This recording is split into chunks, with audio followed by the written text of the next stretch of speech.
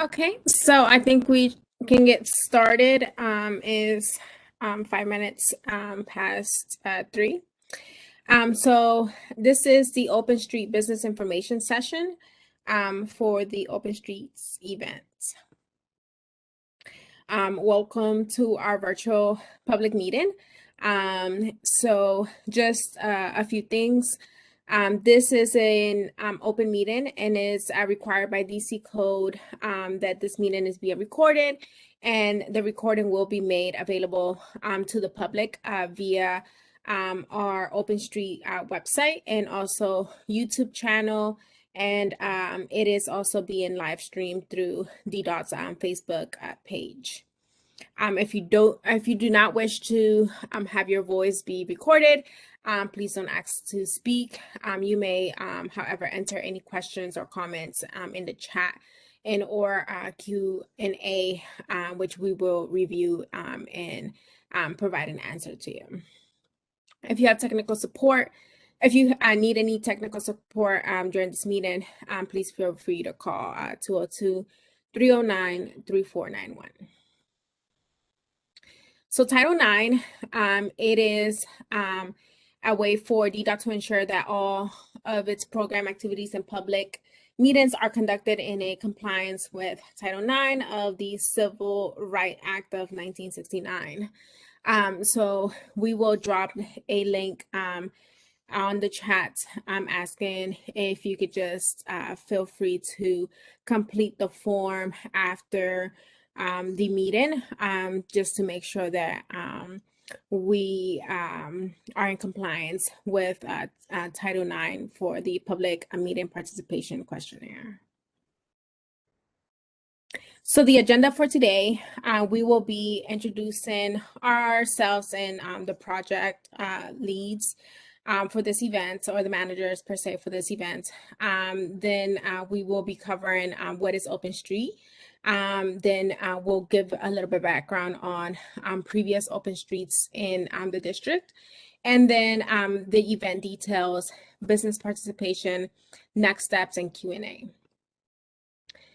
So I'll start first. My name is Syra Molina. I'm a transportation planner, and I'll kick it off to my colleague. Thanks, Syra. Hi, everyone. My name is Kimberly Vaca. I'm also a transportation planner here at DDOT and the project manager for the Open Streets event happening this year. We're also partnering with District Bridges, who is helping us host the event. So then I'll kick it over to Madeline. Hi, everybody. My name is Madeline Odendahl. I'm the Director of Operations at District Bridges. And as Kimberly said, we are the nonprofit partner supporting the event this year. Thanks. Thank you both in advance for everything that you're doing for Open Streets. So what is Open Streets? Open Street is a way to reimagine streets and to prioritize people on our streets. So we will be hosting Open Streets on Georgia Ave, which will provide an open the streets to residents and visitors to safely walk, bike, skate, and scooter. Also to participate in a range of fun activities and to support, of course, our local businesses. In 2019, we hosted the first Open Streets on Georgia Ave and in the district. And it actually attracted over 30,000 people to Georgia Ave. We asked the businesses owners along Georgia Ave between Missouri and Berry if they can participate in surveys, which they did, and the surveys provided that or showed that 58% of the businesses had an increase in customer activities and sales for that day. We provided a few graphs with the questions that we asked on the survey, which one was your business open during Open Streets? And as you can see, most businesses were open during Open Streets on October 5th, 2019, between 10 a.m. and 2 p.m.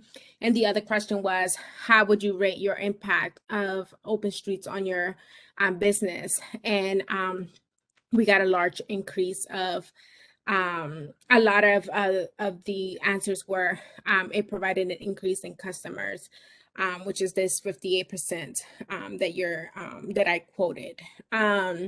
Additionally, the businesses provided us recommendations on how we can make improvements to the event. Some of the recommendations included more seating in areas for passive recreation, earlier and more comprehensive advertising and outreach, and increase the length of time into the evening, and then allow businesses to sell their goods, services in the sidewalk.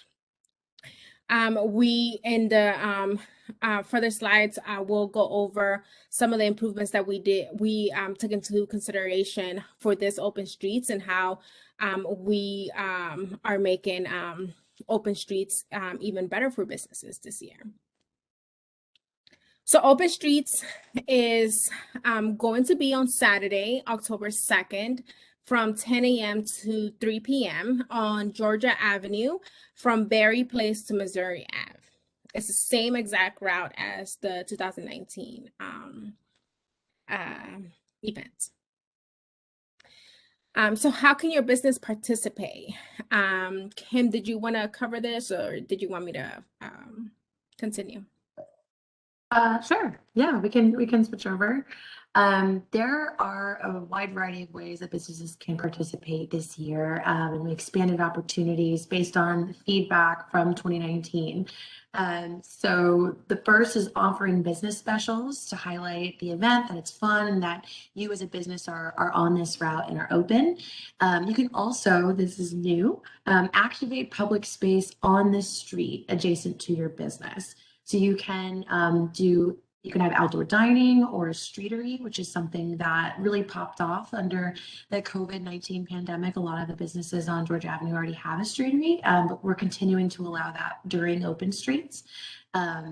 Games, demonstrations, displaying merchandise, and music, as long as it's not amplified. And we can work with you to think of some fun ideas that celebrate the neighborhood, the community, and the goals of open streets. Structures are also permitted as long as they're not greater than 10 by 10 feet, which is about a typical size for a tent, if you're interested in having any sort of shade. And these cannot be affixed to the ground, meaning that you cannot drill them into the roadway. They need to be movable and temporary. Setup for the event can begin on Saturday, the day of the event, from 6 a.m. to 9:30, as the programming for the event begins right at 10. And takedown can happen at any time during the day, but must be completed no later than 3 p.m. when the programming ends for open streets, because that's when we'll be opening the road back open to vehicles. There are a few uses that are prohibited during open streets, which is sales or vending, meaning that you cannot sell your goods out in the street. You can display them, as mentioned, but if anyone wants to purchase those goods, they need to come back into your business and purchase goods there. You can't have amplified sound, so no speakers. Activations on the sidewalk, as the sidewalk needs to be available for pedestrians to adequately walk and traverse through public space. And then, as I mentioned before, no permanent structures are allowed. So the event is a temporary one-day activity, and the uses that you have that day need to reflect that mentality. So we went ahead and created a few visuals to help understand, like, where exactly are you allowed to activate public space. So here's an example of a business on Georgia Avenue on a corner. So you can see their building facade ends at that yellow line, and then the building next to them, that's a separate building. So that yellow line marks if you were this business on the corner, the length of the area that you can participate in. As mentioned, the sidewalk is not eligible for activation, so you can have the roadway space, which is typically a parking lane for most of the corridor, for your use. You can have uses 10 feet into the roadway, and then the length of your space is dependent on the length of your building. So like in this example, you have that area in red, or your activation area, because that is the length of the building in this picture.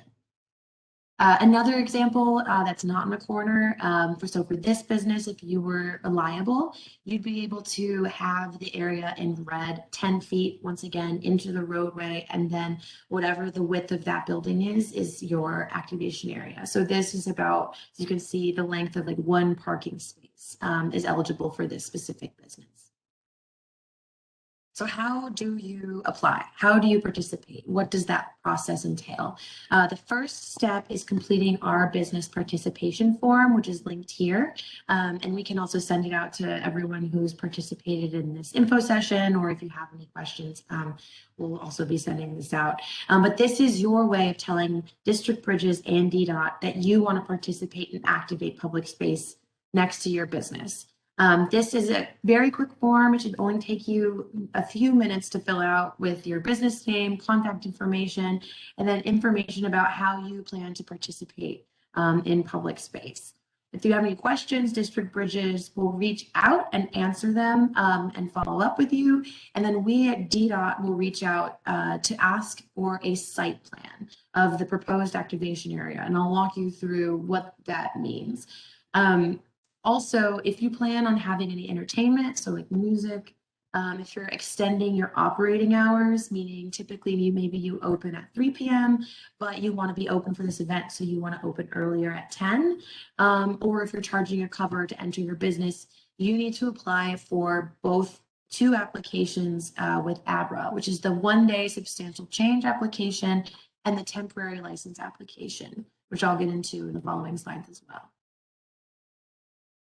So the next slide, we're showing an example of what we're looking for at DDOT to understand how you're planning to use public space for the event. So on your site plan, we need to see the building facade, so the dimensions of how wide your building is, or your business, the sidewalk and tree boxes in front of your business, any structures or barriers that you plan to use in public space. So that includes any tents, fencing, planters, whatever you're putting in that space, we need to know about it. And all the dimensions associated with that area, as well as a description of what you're proposing to do. So the example to your right is something that we're looking for. I made this in Microsoft PowerPoint. You're welcome to do it in Paint, on a piece of paper. We're accepting a variety of different mediums, whatever you think is the easiest for you. And we can help you create what this document looks like if maybe you're a little uncertain of how to draw this up. But so this site plan meets all of our requirements, right? You see the business A is the example here, which has a 35-foot building facade in this example. And if you look at the activation area in front of their business, it reflects that same length. So 35 feet business, 35-foot activation area. You have that 10-foot width, as I said, is the maximum width you can have in the street. And then it also, in this example, we have a streetery or outdoor dining area showing the number of tables and location of tables and the number of chairs.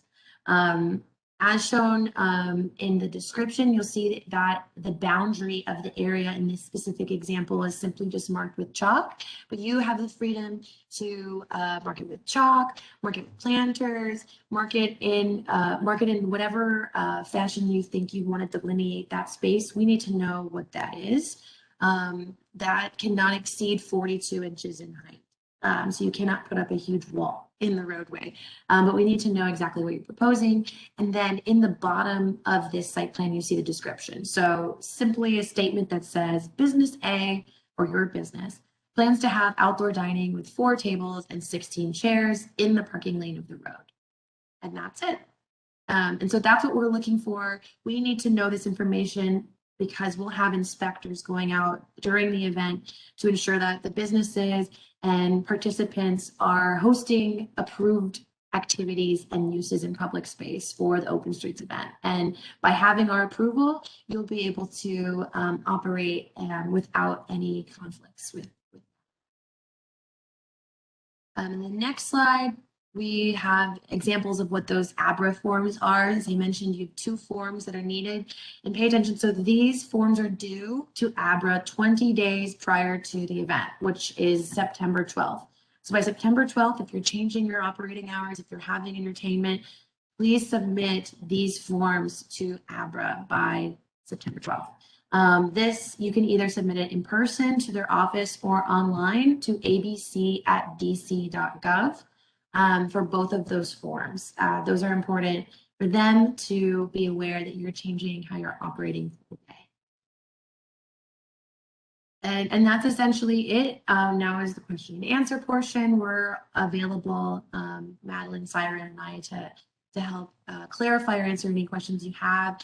Our website is www.openstreets.dc.gov. We are going to be developing a much more comprehensive website that has all the information that you need to know, from the schedule to the route to who's participating and where. That's currently under development and hopefully will be posted within the next 2 weeks. But feel free to reach out to us if you have any questions. The email listed below, openstreets@districtbridges.org. That's District Bridges website specifically dedicated for this event. So please reach out to that email. And then something else we wanted to point out here is our pre-event survey for businesses.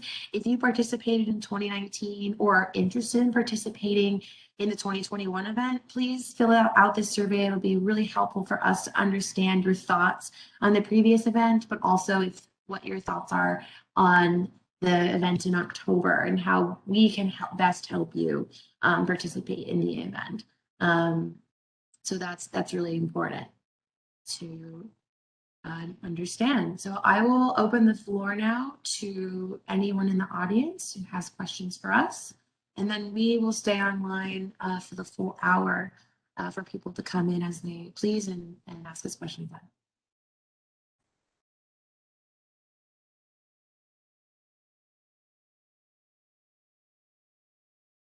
I see that Zach Gold has their hand up. If you would like to unmute your mic, you should be able to do so.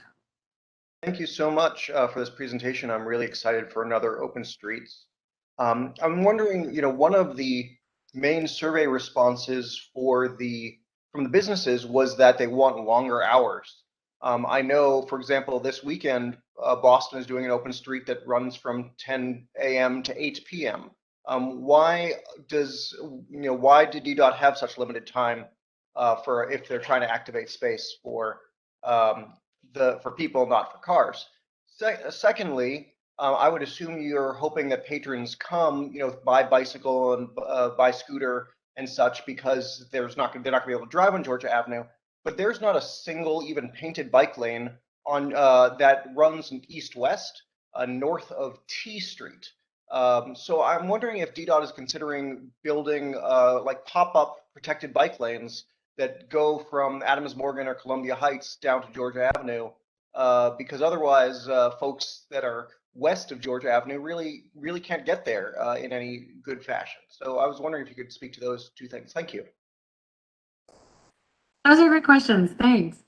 So the first question is about extending the hours. This year, we were able to get an additional hour, expanding it from 2 p.m. like in 2019 to 3 p.m., which we think is a good win. As with all events in the district that involve road closures, you have to go to the Mayor Special Events Task Group for approval. And that was the process we had to go through, even though we're a district government agency. And the hours that we were approved for are what we were able to achieve. I think, Open Streets in the district is relatively new, although it's not new for the world, given that these events have been happening going back to the 70s. So I think given the extreme success in our eyes of the first event and hopefully the second, we'll be able to receive more support for longer hours of road closure. I think Open Streets is very unique in that there aren't really many other types of events like this which involve closure of a roadway for such an extended period of time. And so I know if you've been following the mayor's budget, we just received a good sum of money to expand on the Open Streets program in the future over the next 2 to 3 years with 9 more Open Streets events. And to us, that's a huge win, that we'll be able to expand on the number of locations that are eligible for this type of event, expanding from Georgia Avenue to other neighborhoods in the district. Because this is meant to support all types of communities, and hopefully garnering more support so that we can have those longer hours. That's something that we definitely would do in the future. But for us, we thought the additional hour was a quick, short win for this event. The second question was about maybe facilitating some sort of pop-up bike lane to the event. I think that's a wonderful idea. I know we're reaching out to a lot of the bicycle advocacy groups to try and get together maybe like a bike party for everyone to bike together. I know a lot of people like to bike in numbers. So having some sort of safe transportation in that fashion. We don't have any plans to host or create pop-up bike lanes prior to the event at this point, but I think that's something for us to take to our team and consider what our options are as the event gets closer over the next month and a half. I don't know if Madeline or Syra, if we want to add anything. No, I think you did a great job. I know we're definitely encouraging. I mean, we're just starting to get the word out now. The press release only came out about a week and a half ago. So we're rapidly moving forward over the next month and a half to get the word out about this event. And part of that will include encouraging use of multimodal modes to get to open streets, especially there's a transit station right on the route. We're so centrally located in this part of the district. We're going through 2 separate wards. So there's a lot of different opportunities to participate, but we do recognize those gaps in our bike infrastructure. Did you have more questions? I think your hand's still in. Feel free to unmute yourself. Okay.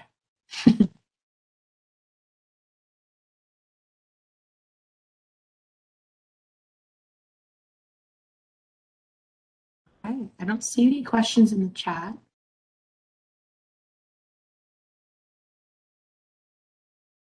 So we want to be able to stay on in case anyone tries and joins late. I know the first information session we ended about 25 minutes early, but just in case anyone's able to join later in this information session, we want to be able to stay on this time. So we will be here if anyone else pops on. Thank you for coming.